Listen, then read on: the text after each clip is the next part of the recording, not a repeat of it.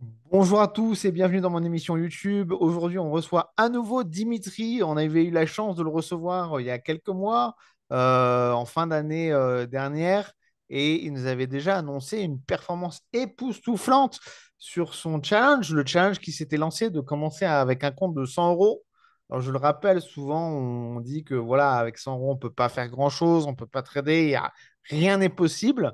Bon, il y a quand même voilà, des astérix à mettre. C'est vrai que c'est très difficile et c'est justement le challenge que tu t'es donné de commencer avec 100 euros. La dernière fois qu'on avait fait, quand tu avais reçu dans l'émission, tu étais à 650 euros, ce qui est déjà une performance exceptionnelle. Et là, pour la nouvelle année, tu nous annonces encore une meilleure performance. Dis-nous tout. Ouais, tout à fait. Merci de me recevoir, en tout cas, Marc. Et ça permet de faire un petit point. Donc, je m'étais donné ce défi en novembre 2021 de faire, en fait, de mettre un compte avec 100 euros dessus et d'essayer de le faire dépasser, enfin, du moins atteindre 1000 euros. Donc, faire ce fois 10, hein, grosso modo. Et, euh, et en fait, beaucoup de traders ont essayé. Beaucoup ont abandonné, donc il y en a qui ont abandonné parce que c'était laborieux, trop long, chronophage par rapport aux gains finalement qu'il y a à faire. Et puis une grosse partie, à mon avis, ont cramé leur capital et ont pas pu avoir cette chance d'aller au bout de leur défi.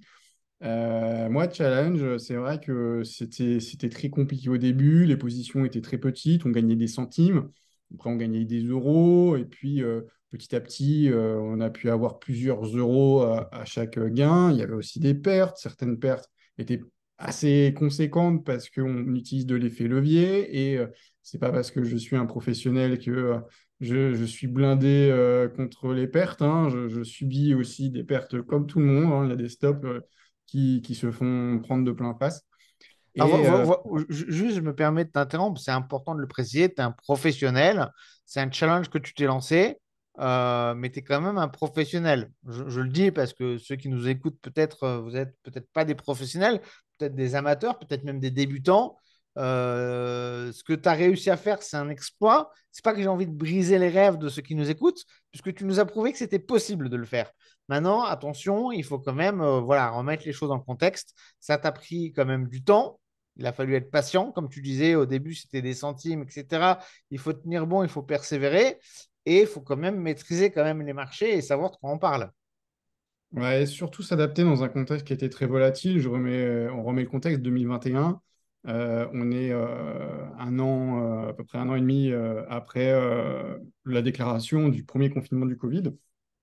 Les marchés sont un peu bousculés, ils sont descendus, ils sont remontés très fort. Puis après, il y a eu 2022, une année complètement dans laquelle on n'était pas du tout habitué, hein. Ça fait très longtemps qu'on n'a pas eu une énorme inflation, on n'a pas connu, enfin moi je n'ai pas vraiment connu de guerre qui a touché la zone euro. Donc j'ai dû apprendre à trader et investir dans ce contexte particulier. Je n'ai jamais connu des taux obligataires comme on a connu jusque-là. Pour moi, les obligations, c'était réservé aux États et c'est tout parce que il n'y avait aucune plus-value à faire sur ça. Alors, j'en ai pas profité non plus, hein. J'ai pas fait si j'ai peut-être traité deux fois la taxe carbone là, cet indice, l'indice CO2. Mais bon, c'était juste anecdotique parce que j'ai mis le nez dedans et puis j'ai vu qu'il y avait quelque chose à faire. En effet, bon, je suis professionnel, il y a des gens qui sont plus talentueux que moi. Après, bon, évidemment, il y a des gens qui sont un peu moins talentueux. Moi, je m'estime pas être un extraterrestre, mais il y a des gens qui sont très, très, très bons. Euh, Quoi qu'il en soit, je pensais que ce type de performance était réservé enfin, n'était pas réservé pour moi à mon niveau, et finalement, si.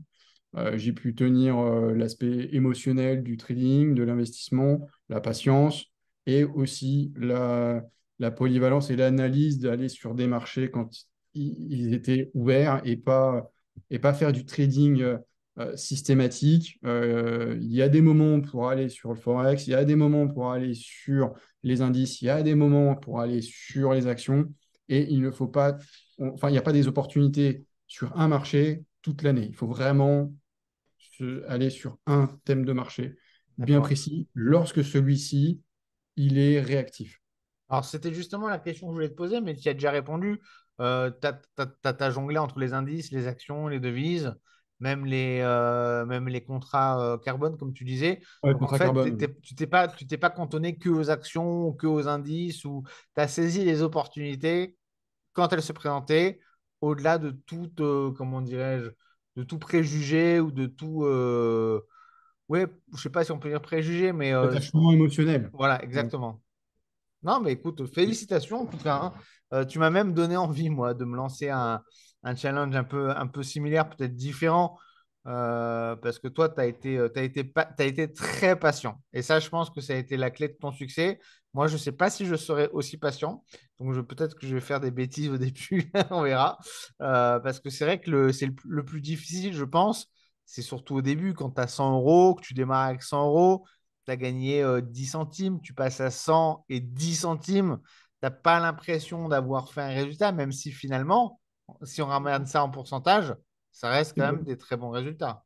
C'est Ouais. ça.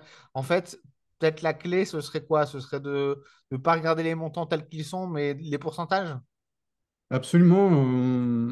Qu'on trade 1000 euros ou qu'on trade 1 million d'euros.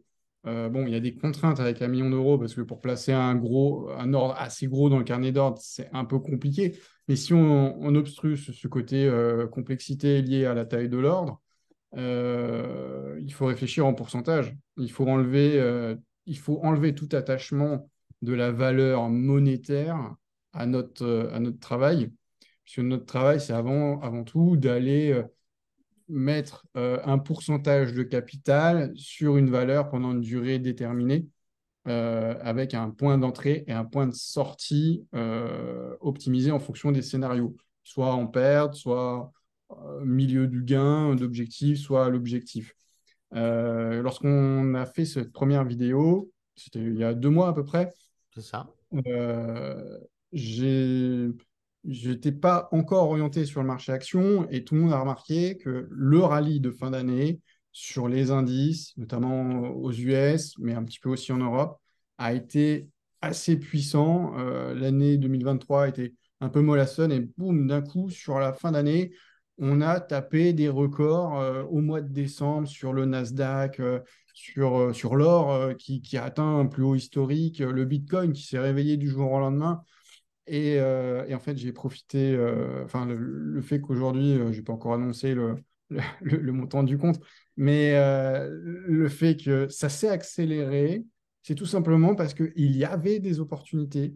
Je les ai saisies avec le maximum de ce que la marge de mon compte, effet levier, pouvait me donner. C'était un peu chaud quand même, hein. À un moment, je pouvais risquer l'appel de marge. Mais j'ai été chercher, et puis bah, toi, je te tenais au courant quasiment au quotidien sur Messenger, de te dire, bah, tiens, regarde, je suis entré là-dessus, il y a tel objectif. Tu vois, il est loin, et en fait, chaque jour, tu voyais, ça se rapprochait, ça se rapprochait, ça se rapprochait, et boum! Et, Et euh, boum. et ça, par contre, là, je ne l'ai pas. Tu vois, on est début janvier, et il n'y a pas d'opportunité dans ce sens-là. Il y a des opportunités à la baisse ou short, mais je peux pas être orienté sur ce marché-là pour le D'accord. moment. Enfin, du moins, j'ai choisi de ne pas l'être parce que je suis plutôt haussier long terme. J'ai pas, je pense que là, on vit une correction du mois de décembre et pas un Oui, de toute retour du façon, marché. je veux dire, avec la performance qu'on a connue au mois de décembre, enfin, comme tu dis, je n'ai pas forcément vraiment regardé, mais si on n'avait pas eu ce rallye de fin d'année en décembre, je suis même pas sûr que les indices ils aient fait des super performances. Si on fait abstraction du mois de décembre, on était plutôt dans une année mollassonne, hein, 2023, comme tu le disais, où on avait fait Ouais, un beau début d'année au mois de janvier avec 9 plus 9%, mais tout le reste de l'année, c'était pas terrible. Et là, boum, au mois de décembre, donc effectivement, là, ça corrige, on perd quoi? On perd 2,5-3%, je crois, sur le CAC depuis le début janvier, depuis le 1er janvier, enfin depuis le 2 janvier. ouais, Bon, par rapport aux 12 ou 13% qu'on a fait sur le mois de décembre, bon, c'est une petite correction, quoi. ouais, tout à fait. Il y a eu un vrai élan haussier par rapport à ces indices, ce qui a permis au Nasdaq de prendre quasiment 10% sur la fin d'année, hein, sur le mois et demi de fin d'année. Le CAC a dû prendre 3%. Le Dow Jones, hein, pour ceux qui ont regardé cet indice, c'est un peu particulier. Il n'a pas fait une très bonne année, mais il a pris 3% quand même sur le mois de décembre, un peu plus de Mm. 3%. Et c'est assez particulier. D'ailleurs, je ne l'explique pas trop, mais pourquoi le Dow Jones était aussi mou. Mais bon, il y a peut-être des Ouais, personnes qui sont plus moi, je, qualifiées pour moi, je l'expliquer. pense qu'il y a eu peut-être trop de spéculation et d'euphorie sur l'intelligence artificielle et sur toutes les valeurs tech. Et bon, on verra. Il faudra quand même faire attention avec toutes ces valeurs tech et tout cet engouement sur l'IA, sur l'intelligence artificielle, qui n'est pas une bulle spéculative, comme ce qu'on a pu voir sur les dot-com ou sur les cryptos ou sur tous les phénomènes de mode. C'était un peu le cas, puisque lorsque j'ai analysé la performance à un an du Nasdaq, on voit en premier lieu Nvidia qui est tout en haut. Deuxième, on a Meta. Mm. Euh, bon, déjà, on voit que AMD, Nvidia a fait quoi? 270%, je crois, même plus sur l'année? 173% de perf. Ouais. Euh, bon, voilà, C'est là, énorme. ouais, Je niveau crois bulle, que bon, j'avais calculé, alors je me suis peut-être trompé hein, parce que peut-être j'ai mal pris en compte la pondération ou autre, mais j'avais fait un calcul rapide comme ça. Nvidia sur le Nasdaq, sur les 55% de performance du Nasdaq en 2023, Nvidia, je crois qu'il comptait pour presque 10% des 55% de performance, un truc comme ça. de la perf. Ouais. Je suis pas étonné. Voilà. J'ai le top 5 sous les yeux. Sur un an glissant, le Nasdaq, donc ouais, on a Nvidia, Meta, CrowdStrike, AMD et Mm. Tesla. Ouais, donc beaucoup d'IA. Même Tesla, hein, ils se sont positionnés sur l'IA dernièrement. Je pense que c'est ça qui les a aussi propulsés à la hausse. Je crois qu'il a sorti une intelligence artificielle fait maison. Il a sorti un robot aussi. Donc, bon, attention. Parce On que sait que derrière, il y a Microsoft, hein, qui n'est pas très très loin, j'ai pas regardé dans le classement, mais qui a fait un très beau rebond aussi, hein. Je serais pas, voilà, je serais pas très, très surpris, étonné je que ça corrige sur ce marché-là, pense aussi, parce hein. que les gros institutionnels sont déjà rentrés sur ce marché-là à ce moment-là. Ouais, je pense aussi. En tout cas, toi, pour ta performance, bah, bravo. Justement, je faisais un post il n'y a pas très longtemps en disant que le Nasdaq, ayant fait 55% sur l'année, je disais, est-ce que ça vaut vraiment le coup finalement de trader? Parce que des performances en trading, 40-50%, on commence à être dans des performances de trading relativement bonnes. Bon, là, évidemment, toi, tu as... t'as explosé les compteurs, j'ai envie de dire. Euh, évidemment, donc on disait, tu es professionnel, tu l'as fait avec beaucoup de patience, avec beaucoup de rigueur, avec beaucoup de méthodologie et en écartant toute émotion. Mais il n'y a pas que ça, tu as aussi choisi des coursiers qui sont adaptés à ça, parce qu'évidemment, tu ne Ouais. peux pas le faire avec n'importe qui, n'importe quand, surtout au démarrage. J'imagine quand il y avait les 100 premiers euros, ça devait être difficile de pouvoir trouver un courtier qui permet de prendre des tout petits lots. Donc ça aussi, ça a joué bah, en ta faveur d'avoir trouvé le bon courtier adapté à tes besoins. C'est vrai, j'ai eu la chance d'avoir un courtier où j'avais des nano-lots, mais même avec cette taille de lot, je prends typiquement une, une matière première que j'apprécie, qui est le palladium.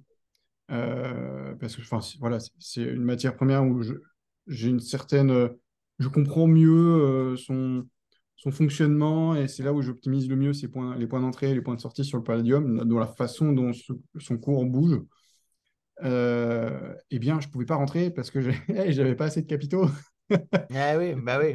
Je peux même pas passer la position. Et après, en dehors de passer la position, là où tu mets ton stop, bah, en fait, t'es exécuté avant même que ton stop il ait Ouais, été atteint. Tu n'es plus l'appel de assez, marge, tu veux dire. t'es en appel de marge. Ouais, tout à fait. Tu Ouais. en appel de marge avant, ouais. Donc du coup, tu rentres, mais tu n'as aucune marge de manœuvre, aucun flottant pour te permettre de garder la position comme tu souhaiterais.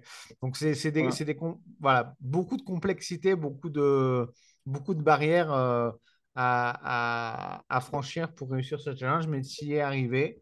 Donc franchement, c'est un beau message d'espoir parce qu'on parle souvent en trading, on dit toujours les traders, il y a 70% de perdants, etc. Il y a plein de facteurs qui font que les gens perdent parce qu'ils prennent trop de levier, parce qu'ils sont impatients, parce qu'ils ne se forment pas, parce qu'ils n'analysent pas les marchés, parce qu'ils se laissent emporter par leurs émotions. Non, mais finalement, c'est possible de battre les marchés. Et c'est un beau message d'espoir sur cette chaîne dédiée au trading et aux passionnés du trading. C'est un beau message d'espoir et merci Dimitri de nous avoir partagé ton expérience. Alors maintenant, c'est quoi la suite, maintenant que tu as atteint les 1000 euros? Ben, écoute, je vais déjà te partager l'écran Ouais, et bien résumer sûr, le dernier mois de décembre et te le commenter. Alors, il bien va sûr. falloir que tu puisses Alors, je le pense que partager. peut-être un truc à débloquer.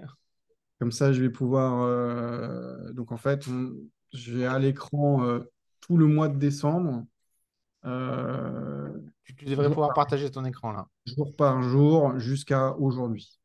D'accord. Allez, je te Alors, laisse nous commenter ça. hop, donc, on va te partager en cours. Là, normalement, C'est bon, moi je vois ton tu écran. as à l'écran.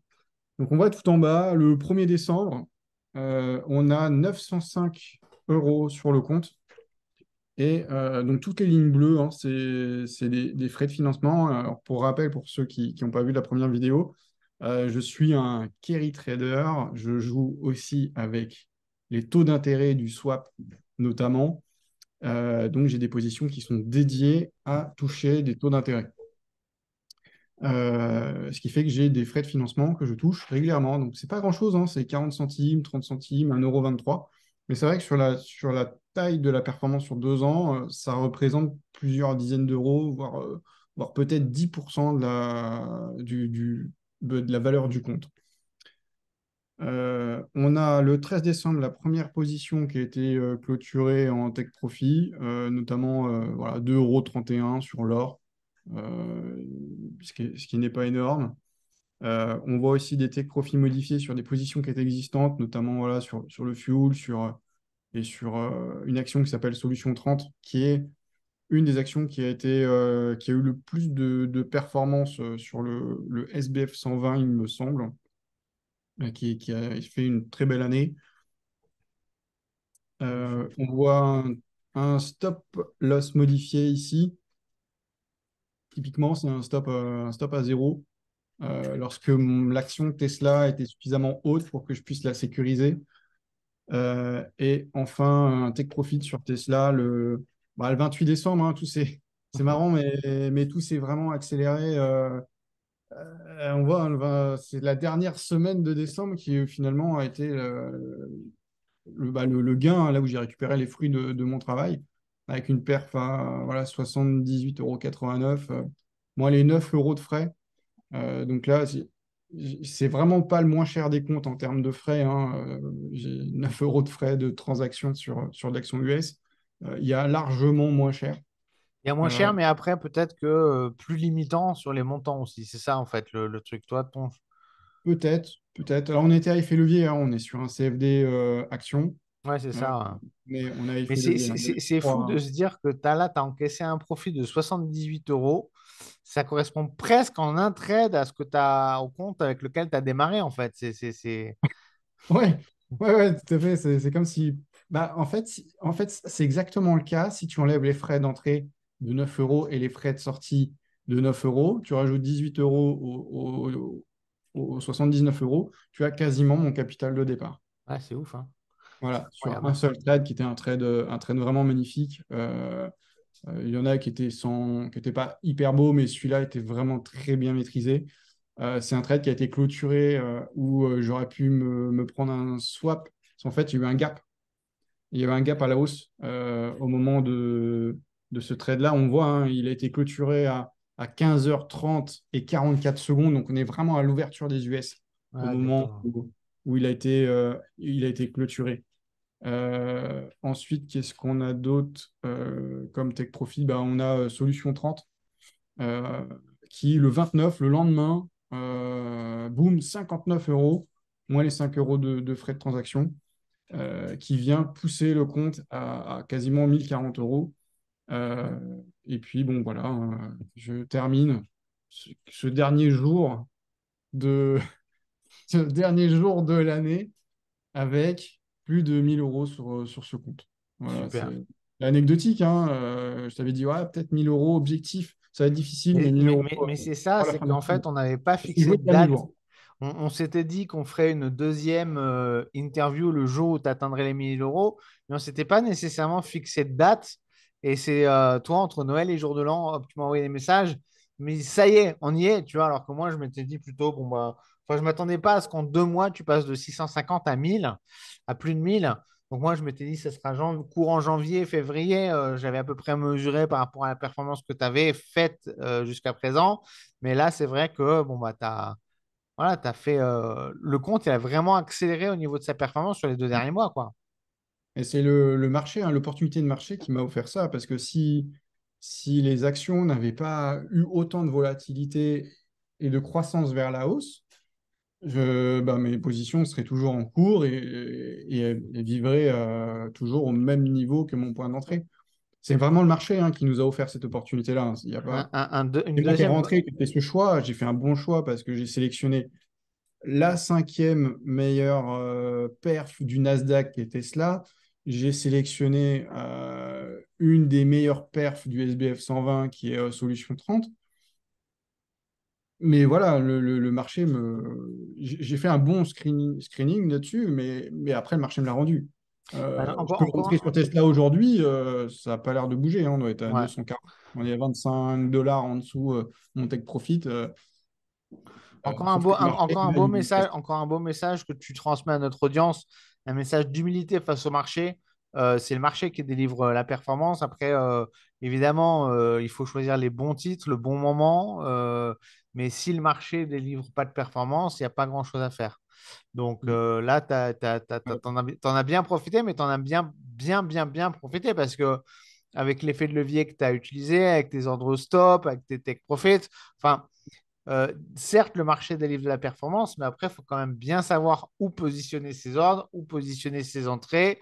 Tu sais, dans le même mois de décembre, je ne serais pas surpris de voir qu'il y en ait, même en achetant, alors peut-être pas en achetant, parce que le mois de décembre il a quand même été super bullish, hein. Pour perdre au mois de décembre, il fallait quand même être Il vraiment pas fallait être doué, vendeur. quoi. Voilà.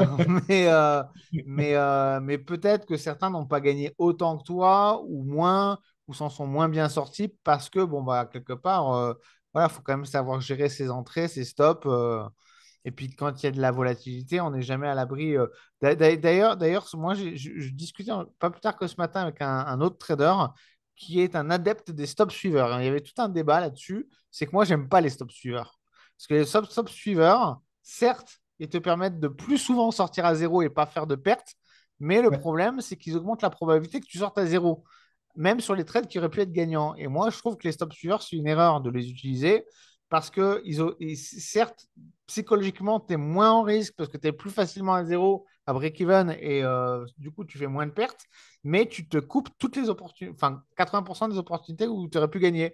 Donc, moi, je ne suis pas un grand fan. Donc, il y avait tout un débat. Toi, qu'est-ce que tu en penses? Tu utilises les stop suiveurs ou pas? Ou quel est ton point de vue Alors, là-dessus? je, je n'utilise pas de stop suiveur, non.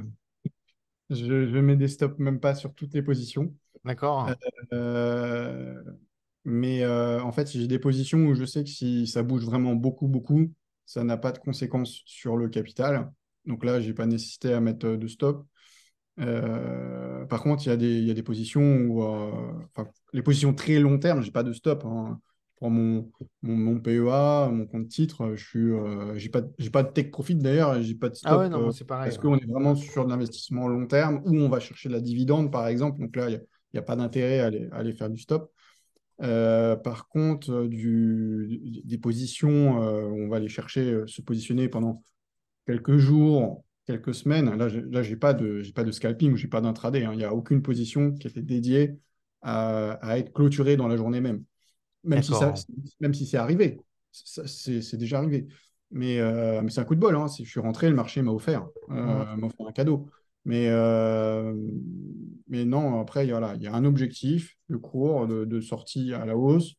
Il y a la protection du capital pour un stop de sortie. Et une fois que j'ai jugé qu'on était suffisamment haut par rapport à la volatilité du marché, donc il faut que les bougies soient suffisamment hautes par rapport au point d'entrée et qu'on voit que le marché ne bouge pas et il y a peu de chances qu'on mèche jusqu'au point d'entrée. Là, je mets un stop à zéro. Enfin, en stop suiveur, donc je n'utilise pas le stop suiveur type, je vais utiliser la théorie de dos. J'ai rien inventé. Les plus hauts de plus en plus haut ou des plus bas de plus en plus bas. Et je vais positionner mes stops en bas de l'escalier du suivi de graphique, tout D'accord. simplement. D'accord. Non, c'est cohérent, tout à fait cohérent. Tout à fait cohérent comme stratégie. Écoute, moi, j'ai rien à dire, hein. Franchement, j'espère avec mon challenge personnel, alors faire mieux, ça sera difficile, mais j'espère déjà ne pas me planter. Déjà. Parce que déjà, je pense c'est au début que c'est le plus difficile, hein, parce qu'au début, on est obligé d'utiliser plus d'effets de levier pour faire décoller le compte. Et c'est là Ouais. où potentiellement, voilà, Bah, on peut tout je te flamber. dirais, une aventure entrepreneuriale comme lorsque j'ai créé chaque entreprise que j'ai créée. Quand tu crées l'entreprise au début, tu as peu de fonds et chaque petite décision que tu prends peut avoir de grosses conséquences. Mm, Et plus ton entreprise grossit, plus ton capital de trading grossit, moins tes décisions ont de grosses conséquences sur l'avenir de ton capital, sur l'avenir de ton compte, sur l'avenir de ton entreprise. Et c'est un peu comme faire un trade, prendre 10 euros de risque sur un compte à 100 euros et prendre 10 euros de risque sur un compte à 10 000 euros. Bah, tu as pris le même risque en monétairement. Par contre, en pourcentage de ruine possible, mm. bah, c'est pas du tout la même conséquence. J'aime beaucoup ta comparaison avec les entreprises parce qu'effectivement, bon, bah, quand tu es une start-up et que tu démarres, une mauvaise décision, un mauvais recrutement ou quoi que ce soit, ça peut tout de suite être fatal à l'entreprise. Alors que, bon, bah, si par exemple, alors je prends l'exemple extrême inverse, par exemple Google, bon, bah, s'il se plante sur un recrutement, même s'il s'en rend compte qu'un an après, ça va rien changer à la boîte. Même s'ils se lancent dans des projets qui finalement tombent à l'eau. Je pense au métaverse de Meta, par exemple, qui est un gros flop. Bon, bah, c'est pas ça qui a coulé la boîte. Pourtant, ils en sont à, je crois que c'est 1 milliard de dépenses par mois, enfin, un truc colossal, je crois, pour leur métaverse. Ouais. Et il y a 200 connectés tous les jours dessus. Donc, enfin, j'exagère, mais, mais Il y a peut-être une personne. il y a peut-être même personne, mais c'est un Je gros, gros flop. vais salarier les 200. C'est un gros, gros flop. Si ça avait été une start-up, bon, bah, ça ferait très, très longtemps qu'elle aurait mis la clé sous la porte. Donc c'est une très, très bonne comparaison. Et souvent, de toute façon, qu'on parle, moi, enfin, en tout cas, moi, j'aime bien cette analogie entre le commerçant et le trader. Il y a plein, plein de choses qui sont assez similaires dans la façon d'aborder le trading en bourse et un commerce. Par exemple, hein, il y en a qui gardent des positions qui sont perdantes, perdantes, perdantes, qui espèrent. Ben, c'est comme si vous avez un commerce, votre surface de commerce, elle coûte cher. Si vous avez des produits qui ne se vendent pas, il ne faut pas les garder parce que sinon, vous passez à côté d'opportunités qui auraient pu vous rapporter de l'argent.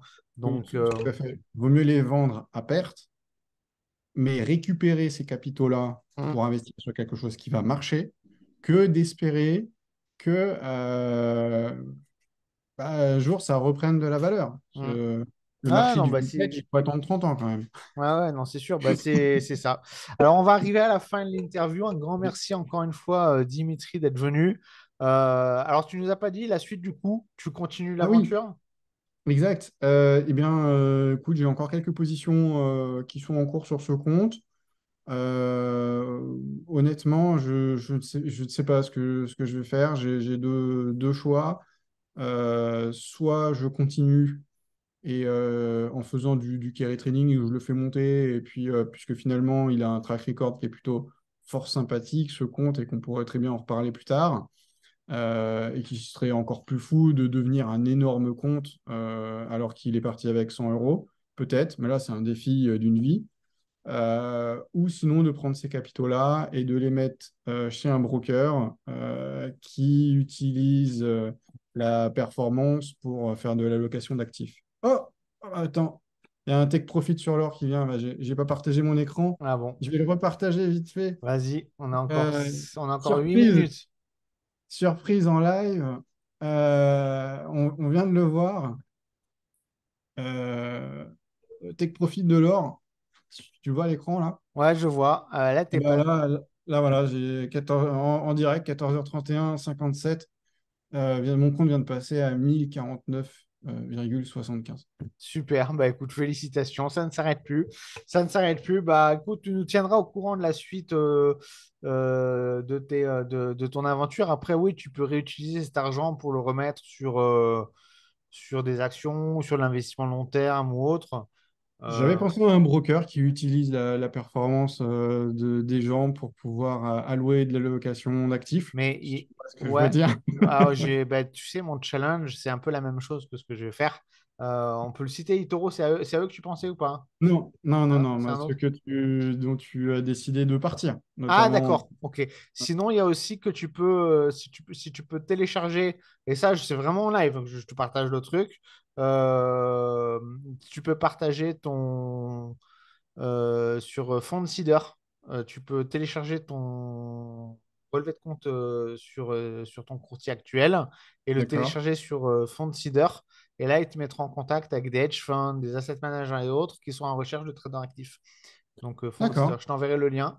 Voilà. Et très bien. Donc, tu pourras dire, bah, voilà, on est à 1049,75. Bah écoute, hein. Voilà, je ne sais pas quoi dire. On passera Bah avec, félicitations, ouais, c'est tout ce que je peux te avec le dire. swap, on passera à 1050 ce soir. Bah écoute, félicitations en tout cas. Encore un grand merci. On suivra avec attention ce que tu vas faire. Et puis si tu fais du copy trade ou ce genre de choses, tu pourras revenir nous expliquer comment ça fonctionne Ouais. et comment on peut te suivre. Parce que là, du coup, je pense qu'il y en a plein qui vont pas trop se casser la tête à apprendre le trading en voyant les performances que tu fais.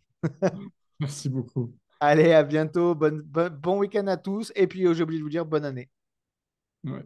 Ça, c'est la première vidéo de l'année. À bientôt.